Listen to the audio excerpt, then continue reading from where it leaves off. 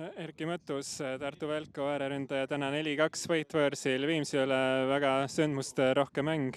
Kuidas ise selle mängu kokku võtaksid? Väga võitluslik mäng. Nagu näha oli, siis ega siin juhtus päris palju, eriti lõpupoole. Et me tegelikult teadsime, et siin midagi lihtsalt täna ei tule. Kindel eesmärk oli muidugi 3 punkti, selle me lõpuks ka saime, aga ma ütleks ikkagi, et see oli niisugune võistkondlik korralik häälestus ja selle pealt me suutsime siin panna üsna hästi selle Viimsi kaitse või rünnaku lukku ja oma momendid ilusti ära lahendada. Et töövõit. Ise said ka 2 väravat kirja, et selle enda mänguga võib ka vist väga rahule. Jah, võib enam-vähem olla, kuigi seal üks moment oli veel kastis, et oleks võinud natuke paremini võib-olla lahendada, aga üldplaanis küll jah, et seal Tauno Tekoga väike sõnalus oli, et kumb seda penaltit lööma läheb, andsin talle selle variandi ja teise variandi sain mina, et kingitus mulle, ütleme nii, et Teko tegi. Kas siis Teko ise pärast seda esimest ütles, et löö sina teine? Põhimõtteliselt küll jah. Vaikimisi kokkulepe, et saime aru, et nüüd teine katse minu katse.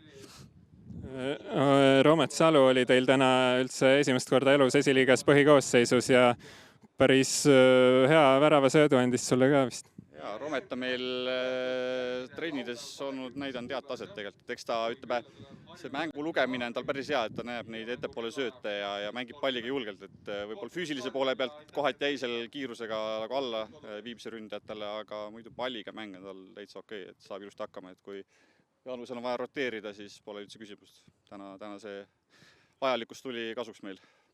Alustasite kohe väga hästi 3. minuti värav ja see esimese poole lõpp läks ka väga hästi, 2 väravat, et kuidas siis need perioodid nii hästi õnnestusid?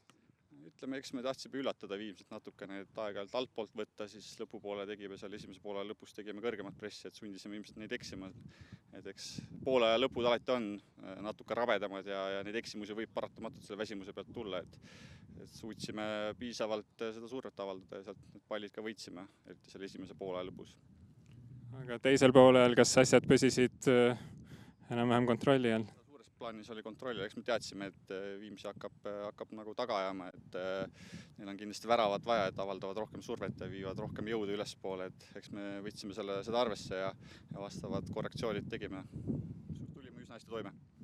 Tulemuse ja tabeliseisu mõttes ka väga hea võit teile siin võõrsil Viimsi üle, kes ikkagi esikoha eest võitleb ja nüüd on nendega vahe teil 2 punkti.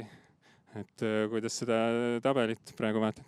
Eks me mingil määral ikka nagu oleme kursis, lähme lõppastmes ikkagi mängu haaval, et proovime seal esimestel kannul püsida, et väga maha ei taha jääda, sellepärast need Viimsiga siin omavahelised mängud, samamoodi tegelikult siin Floraga eelmine nädal väga olulised mängud, kus ei taha punkte ära anda, et sellepärast me neid mänge ka väga tõsiselt nagu võtame ja korraliku ettevalmistuse teeme.